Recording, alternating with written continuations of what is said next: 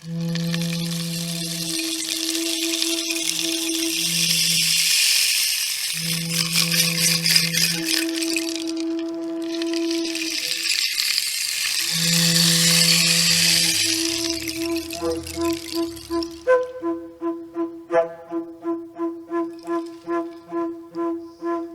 terra, fêmea ancestral, carrega em seu ventre milagres miúdos e sementes de esperança.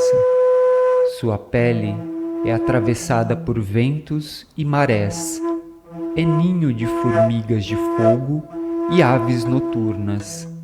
Ela beija o solo, conhece cada grão com a boca da vida e coleciona o tempo em camadas. Em seu abraço largo, acolhe cada ser, nutrindo com docilidade, silêncio e lentidão. Na barranca da tarde, rios mansos sussurram segredos aos ouvidos do mundo. E sob o céu sem fim, ela alarga, respira e transpira mudanças. Terra, nossa mãe, eternamente viva, pulsante, faz brotar.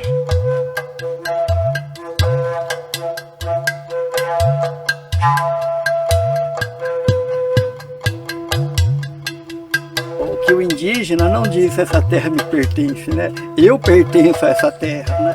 Então, e não é só Caingangue, isso é de modo geral.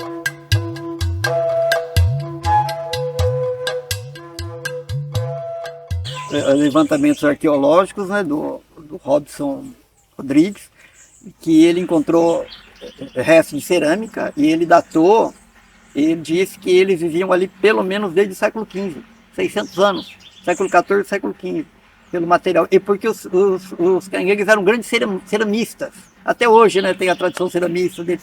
E ele encontrou, e eles conseguiram datar os restos numa área que eles encontraram numa fazenda, datou, então ele disse que 600 anos, pelo menos, que eles estão por ali. Então eles ficavam ali. Tietê, Aguapeí Feio, Rio do Peixe e o Paranapanema. Eles viviam ali, nas bacias do Aguapeí Feio e o Rio do Peixe.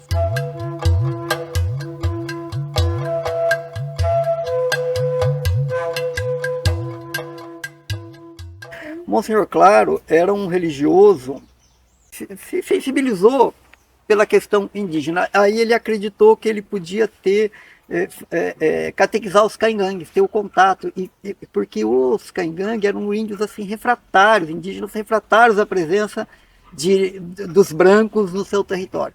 A construção da Noroeste, chegou um momento que o Machado de Melo, que é o empreiteiro maior, ele ameaçou parar as obras, porque os caingangues, ou eles cortavam fio de telégrafo, atacavam as estações. A partir daqui, a Noroeste entra em território que ainda não tem cidade, não tem vila. E houve esse problema, o que fazer com os caingangues, e nessa situação de conflito. Que época que eu estou falando? Início do século XX. Então, entre 1906 e 1910, esses conflitos aí. E o Monsenhor Claro, ele acreditou que ele podia fazer isso. Aí ele fez uma expedição, arrumou um grupo inclusive de guaranis, que já tinha um histórico de contato, né? Entre aspas, pacificados. E aí eles desceram o Rio Feio. No 25º dia, eles já estavam um dia de volta, porque eles não conseguiram, né? No primeiro dia de volta eles foram atacados. Eles foram atacados e morreram 3 da expedição, inclusive o próprio Monsenhor, e pelo menos um caingangue. E isso foi onde hoje é o município de Alto Alegre.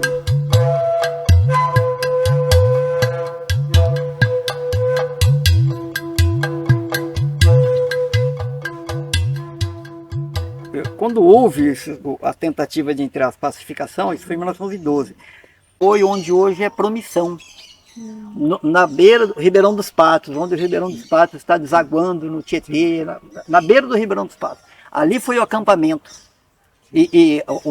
O primeiro acampamento foi na estação de Promissão. Então não havia só uma comunidade cangueira, eram grupos chefiados, eles chamavam de recaquê, né? E aí a pacificação foi com o primeiro grupo. O primeiro grupo que chegou, aí os outros grupos continuaram internados na mata. Aí, lentamente, que vai. E o primeiro grupo, com o Recaquê, que é o chefe, né, Valvin, ou Valwin, em alguns registros, e ele vem com um grupo de guerreiros. Ele vem se aproximando e ele teria deixado para os demais membros do grupo dele, falou, ó, fique afastado. Se tiver algum problema com a gente, vocês vão embora. Aí ele chegou, se aproximou lentamente e aí o Capitão Bandeira vai né, e abraça ele, pega a bandeira do Brasil, aquela coisa positivista. Né? Bandeira do Brasil, toca o hino nacional, tal, porque eles tinham um fonógrafo.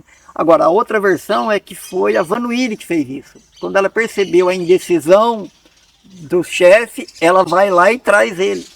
Por isso que eu falo, a versões pacificou e eles ficaram numa área, só que o que ocorreu depois? Com o avanço do povoamento, aquelas áreas ficaram muito valorizadas para a plantação de café. Aí eles tiveram que ir para outra área onde eles estão hoje. Hoje eles estão em Icatu, né, em Braúna e na cidade de Arco-Íris, né, que é a terra indígena Vanuíri.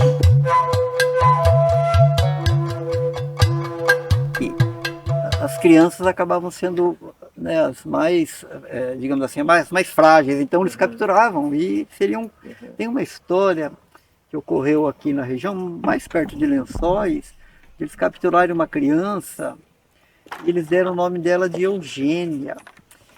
E aí ela seria criada como uma cristã, ou seja, seriam apagados os traços indígenas. Isso foi em 1863 e a palavra eugenia, que se remete a por isso, não existia ainda. Limpeza, né? E não existia, olha que interessante. A palavra eugenia vai surgir 20 anos depois.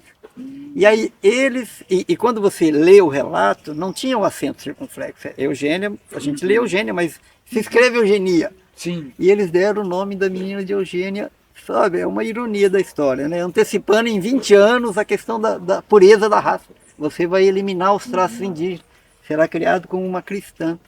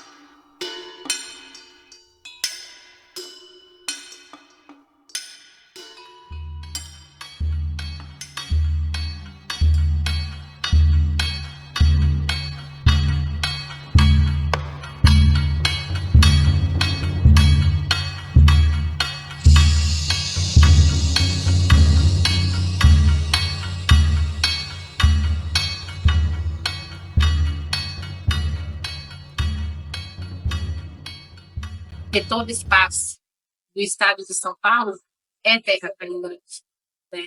E a gente foi colocar um limite para a gente, cercaram a gente para não poder andar. Então a gente não consegue hoje achar caça, a gente não consegue pesca, a gente não consegue ter o cuidado porque falam que deram aquelas terras que eram férteis, mas não são nada férteis, são terras lavadas, que a gente não consegue produzir. E ainda além disso, os fazendeiros à nossa volta, eles plantam, né, que é o agronegócio, e matam as nossas abelhas, matam a nossa natureza, plantam demais como se não tivesse, como se a gente não tivesse cuidado com as nossas nascentes, porque na verdade até as nossas nascentes hoje são contaminadas com agrotóxicos, e isso não é bom para nós.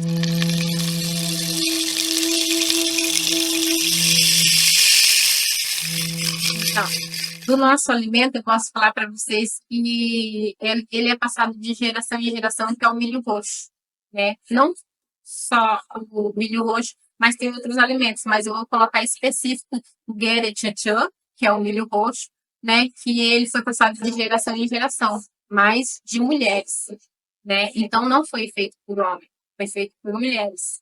Então eu conheci o guerechechã pela minha bisavó, que passou pela minha avó, a minha mãe, hoje comigo, e que eu consigo passar isso para minha sobrinha. Não que eu estou pulando os meus filhos, eles aprendem comigo, mas que é missão nossa, mulher, de cuidar da nossa cultura caingangue.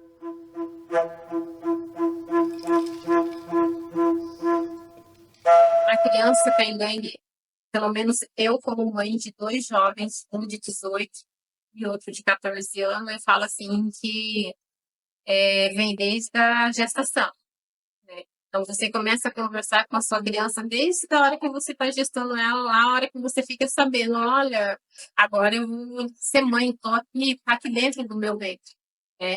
Então desde ali eu vinha conversando com meus filhos, porque minha avó me ensinou daquele jeito. Conversa com ele, porque ele é um pai então. É, pai é foco, mas a mãe é pai mãe.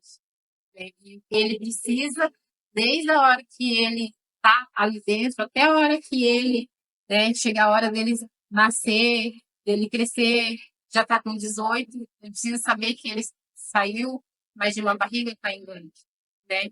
Que ele é indígena. E ele não tem que falar que ele é mestiço. Porque muitos eles escutam falar assim, eu sou mestiço. Mestiço para nós não existe, mas existe caingangue, porque nasceu num território caingangue, né? E que a gente não deixa assim ele viver outra cultura. Então, o meu, desde quando nasceu, desde quando eu estava amamentando, os primeiros passos até hoje, vai bater o pé, vai cantar, vai dançar, vai aprender a língua mãe, vai aprender a comida caingangue. É preciso, porque se você deixa ele solto, ele pega esse caminho. E isso não é bom. Porque eu falo assim que se forma um bom cunhão, um bom pajé desde bebezinho. Mas isso não é a gente que escolhe. Isso é que ele já nasce com um dom. Mas só cabe a gente ir cuidando dele como cultiva uma plantinha para ele crescendo e você vendo quem é ele. O nome também não vem de ele nasce e eu falo, vai ser Paulo ou vai ser Pedro. A gente decide conforme ele vai crescendo, né? Então eu falo, eu recebi o meu nome, a minha avó que deu o meu nome, eu já estava já com 18 anos de idade. O meu nome é Kitcheran. Por que Kitcheran? Porque eu falo assim que eu vivo de fases, que é a lua. Kitcheran é lua bonita, né? Então, ela tem suas fases, né? Assim como também a gente escolhe o nome das crianças. O meu filho mais novo, o nome dele é Rauê. Vem ver. O Pedro Henrique, que tem 18, ainda não tem nome, porque a gente está trabalhando em cima disso. Então, tudo é trabalhar. A minha sobrinha, ela já tem o nome dela, mas é porque ela já nasceu com o dom de ser cunhã. Então, a gente tem todos esses cuidados, né? Eles vão para a escola de funk, vão para a escola de branco, mas a escola maior para aprender a língua, a nossa cultura é dentro de casa. Não existe outro lugar, não existe escrita para o povo caingangue, que se aprende dentro de casa. Se aprende no cantar, se aprende no brincar, se aprende no trabalhar, porque às vezes quando fala trabalho, as pessoas acham que é trabalho escravo. Mas para nós o que é trabalho é brincadeira. Porque eu estou nessa construção, para mim é brincadeira. Porque eu dou risada o dia inteiro. Porque falar que nem outro é cansativo, o sol, que é Rancamar, é quente. Mas que para mim aquilo ali foi um sonho que eu sonhei há 25 anos. Então, eu falo assim que para mim, eu estou brincando com 40 anos de idade, né? Então, isso é muito importante. Mas eu preciso passar essa importância do significado das coisas para os meus filhos de um jeito brincando também. Mas que tudo tem brincar, mas que também tem um momento sério, a hora de você agradecer em volta de uma fogueira também.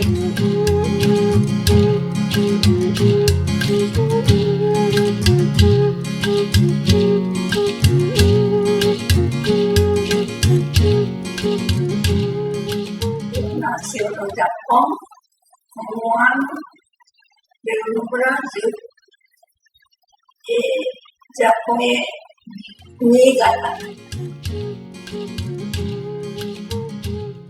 Entrou no navio, 46 dias, e mamãe entrou no navio, 46 dias até chegar no Brasil, nunca saiu em cima do mar. Depois chegou no Brasil, montou os treinos, depois já quase não respirava assim direito, quando para Caferanda, para outra cidade, papai falava para a mamãe, que acho que não vai até outra cidade, né? Aí foi chegou no planeta da independência. Chegou lá, para dormir também não tem nada, né? Então, turma, cascava aquele milho, pegava aquele palha, né? Não sei que jeito, fazia fazer colchão, que nem colchão, e ponhava pano, dormia em cima. A casa era feita de coqueiro, né? Coqueiro, não sei, tá? Aí de dia entrava de noite aquele luz da rua, né? Durante o dia, sol, aquele vento, tudo.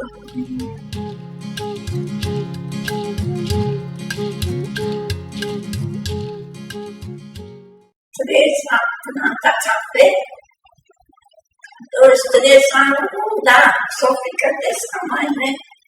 Aí pedia para o patrão desse tamanho uns 2 anos para colher café, para vender, para sair para comprar terra, né?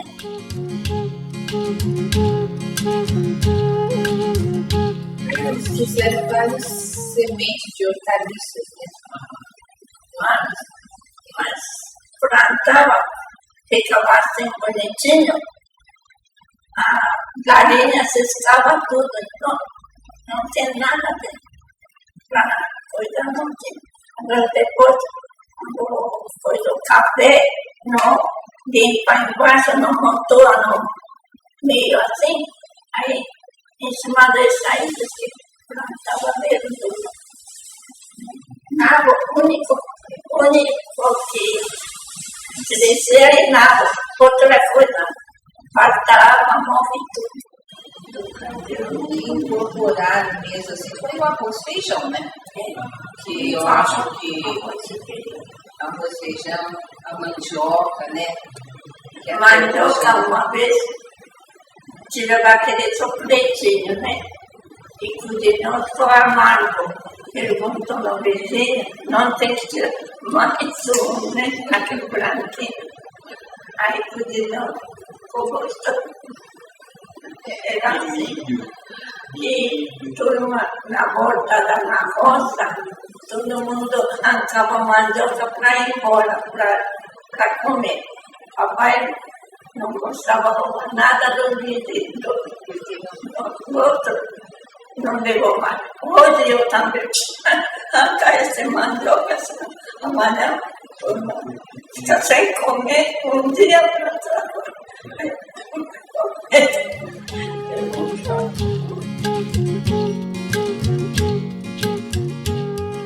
Mas né, os brasileiros, eles não entendiam, né? Então, todo mundo caçoava, né? Muito os japoneses, porque eles estavam comendo terra. Mas mal eles sabiam, né, que eles estavam fazendo um teste, testando. Na realidade, estavam fazendo um teste, né, do pH da terra. Então, eles japoneses falavam, né? Por isso que as nossas ficavam tudo viçosas, bonitas, plantação, produtividade, né? Porque os brasileiros não conseguiam. Então, assim, juntava 3, 4, 5 famílias, eles já montavam uma associação. E essa associação, às vezes, ficava como escola, ou senão eles juntavam, eles se reuniam para conversar sobre o que eles não tinham como, né? Então, com essas famílias, eles conversavam como que nós vamos trabalhar em grupo, como que nós vamos fazer, aquela família está precisando disso, né? Então, eles se comunicavam. E depois, a primeira coisa era construir uma escola. Então, se eles, ou a associação, ou alguém, em algum lugar ficaria a escola, mas você pode reparar que todos os bairros têm escola. Então, as crianças ficavam ali. Por uma certa idade já tinha escola, né? E agora tinha essa escola onde iam todas as crianças para desde português. Quando eles falavam em construir escola na época que eles faziam associação antigamente, eles queriam escola com escolas. Então, todas as escolas em Português, naquela época, tinha campo de beisebol, dentro do campo de beisebol já dá para fazer um locais que eles faziam, né? É o sumo. Então, isso daí eu acho que hoje eles conseguiram trazer, né, até hoje, assim, alguma coisa que no clube ainda o pessoal, né, tem o beisebol, tem não, mas tem karaokê, tem, né, igual nós temos o desfile, né. Então, tudo isso daí eu acho que o Bomodori, né, também junta bastante. O Bomodori que acho que junta mais jovens, né, e os outros beisebol também. Bom, enfim, eu acho que o que eles sofreram e conseguiram, né, a parte de educação, de tudo, tem contribuído. Não sei até quando que vai continuar, mas a gente quer que continue, né? Porque eu tenho sobrinho, né, sobrinho neto, mas só que também é diferente.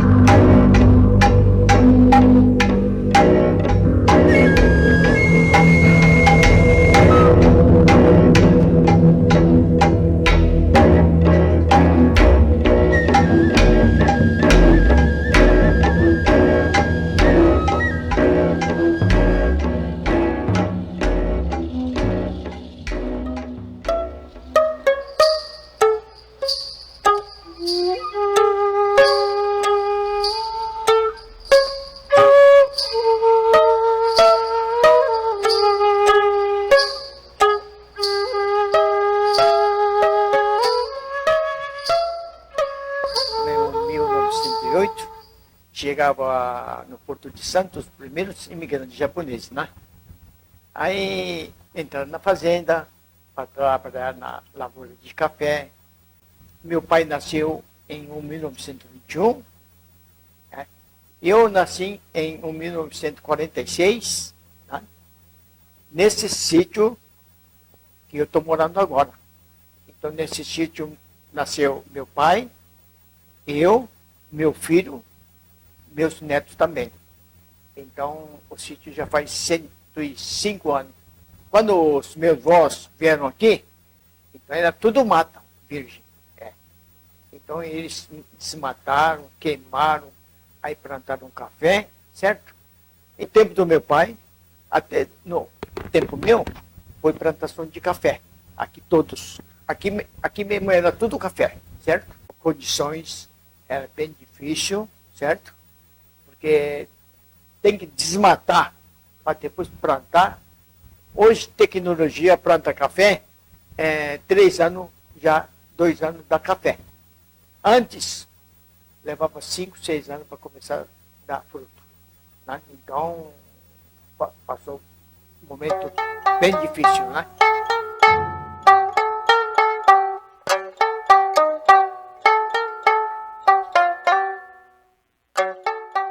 Cidade de Cafelândia teve uma colonização, ouviu, né? Querendo.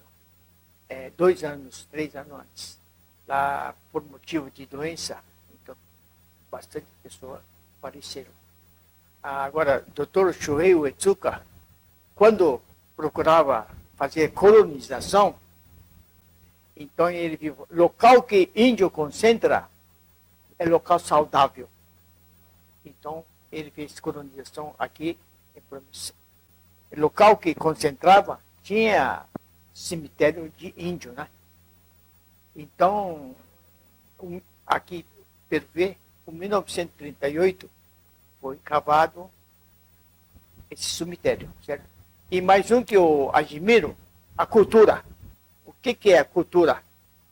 Ele fez um turim, um santuário, para fazer uma missa em memória dos índios, uma vez por ano. Então, essa é a cultura. Né? Porque cultura japonesa, o pessoal fala, nós temos que sempre agradecer ao antepassado, fazer. Gente, quando faz uma festa aqui, primeira coisa que eu reúno pessoal, hoje nós estamos aqui fazendo festa, mas nunca podemos esquecer o antepassado que sofreram, né? Para nós ter essa felicidade, né?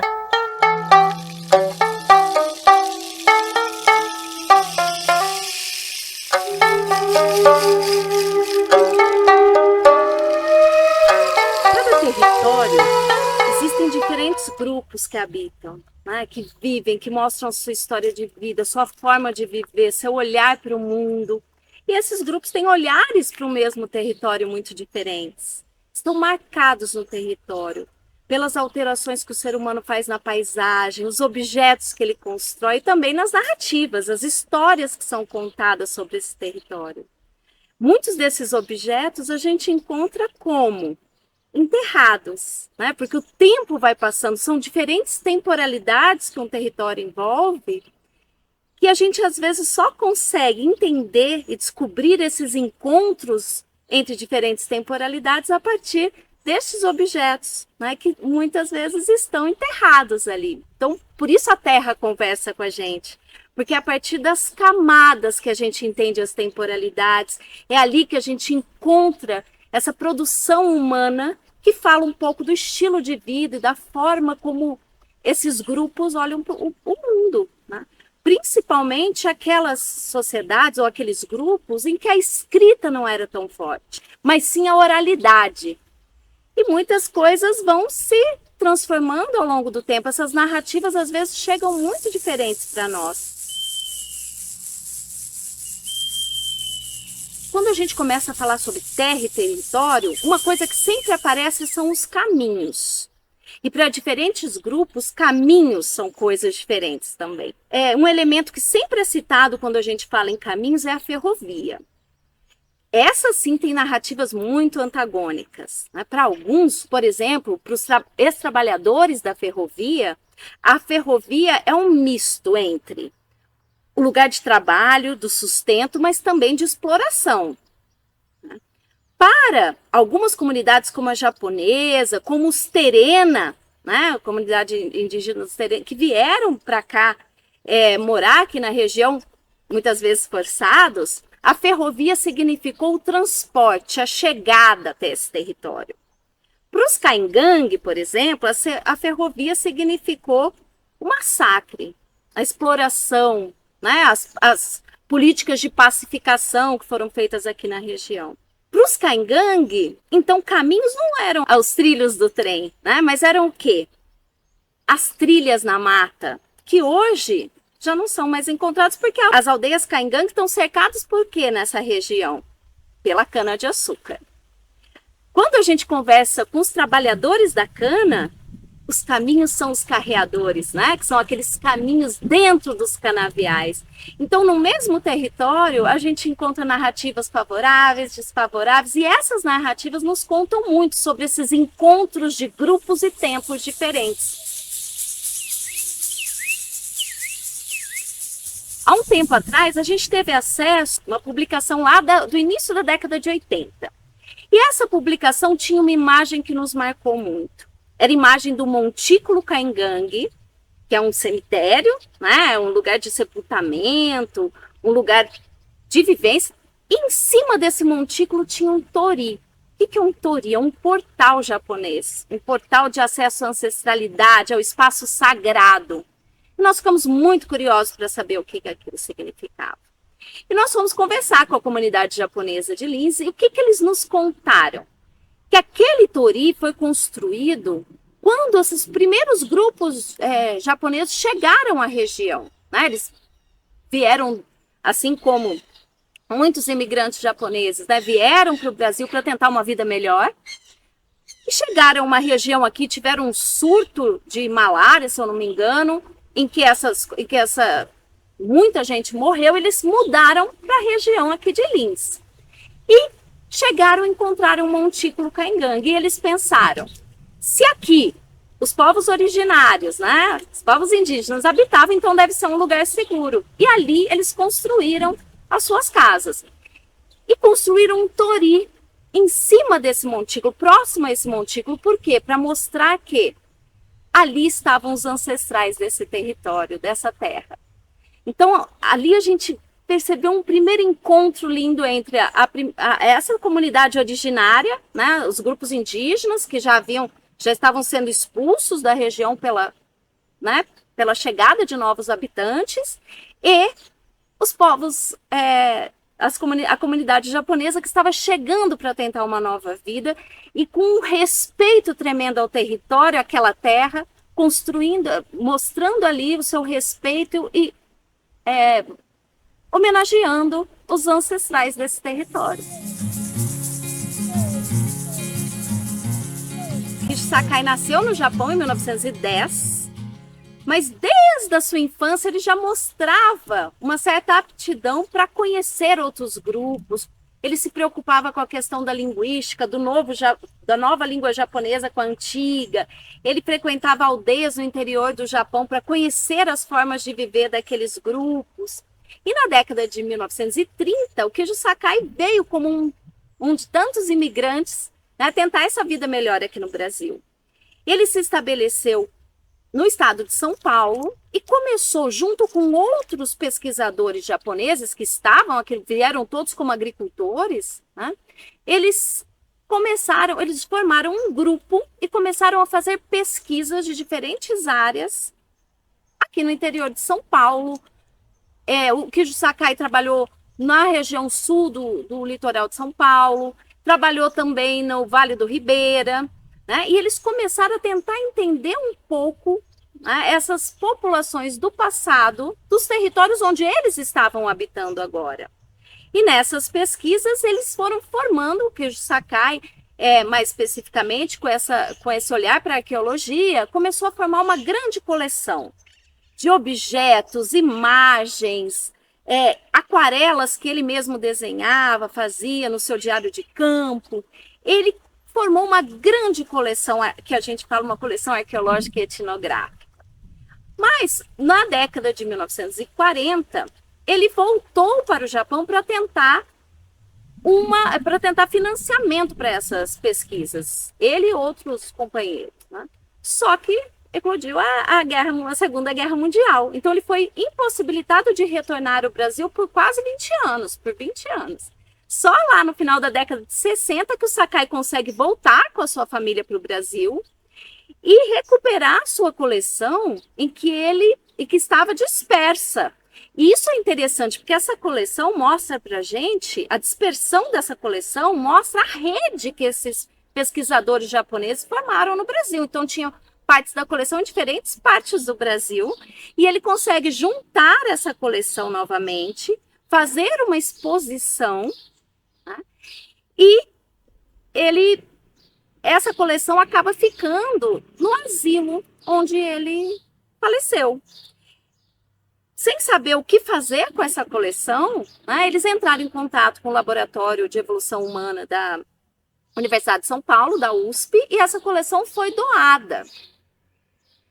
Com acesso a essa coleção, nós fomos convidados nas comemorações dos 100 anos da imigração japonesa de Linz, para montar uma exposição com esse acervo maravilhoso do Kijo Sakai aqui na região. Foi uma exposição muito bacana, né? Mas eu acho importante dizer que como nós tivemos acesso a essa publicação que ele fez na década de 80, numa oficina com a comunidade japonesa para formar essa exposição, os japoneses não queriam ir para essa oficina. E depois nós descobrimos que eles não queriam ir porque eles tinham raiva do Kijo Sakai, porque ele escavou aquele montículo Kaingang onde estava o Tori. E eles ficaram muito bravos, acharam um desrespeito àquele lugar sagrado, aquele território, aquela terra, né? Só que depois, quando eles começaram a ver esses objetos, né, essa coleção, eles falaram, olha, se ele não tivesse escavado, isso tudo teria se perdido ao longo do tempo. Então a gente percebeu também, né, uma transformação na própria forma de olhar para o Kijo Sakai e até da própria comunidade japonesa.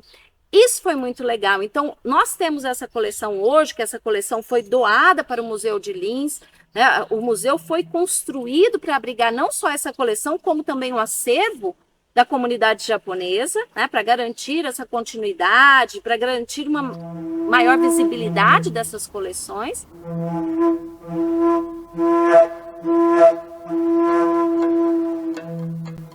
A sociedade brasileira tem uma dívida histórica com alguns grupos, né?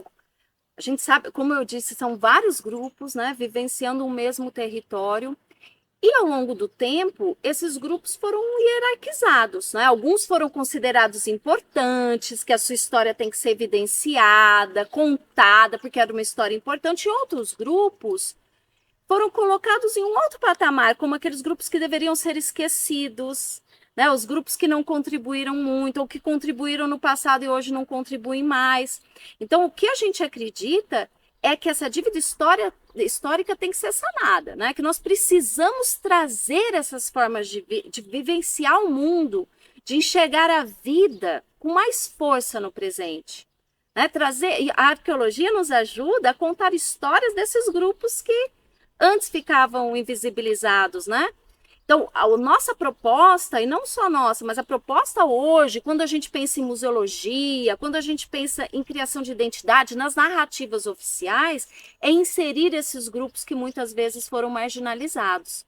Então, os museus têm um papel, assim, crucial nessa proposta, né? A ideia é trazer essas narrativas com a mesma importância, a história de vida desses grupos, sua forma de considerar o mundo, o meio ambiente, olhar, né, de viver com a mesma importância de que outros grupos tiveram, muitas vezes a elite das cidades, né? Por exemplo, outro grupo que normalmente é invisibilizado, não só as comunidades indígenas, mas os imigrantes, também trabalhadores e trabalhadoras, as mulheres, as crianças, né?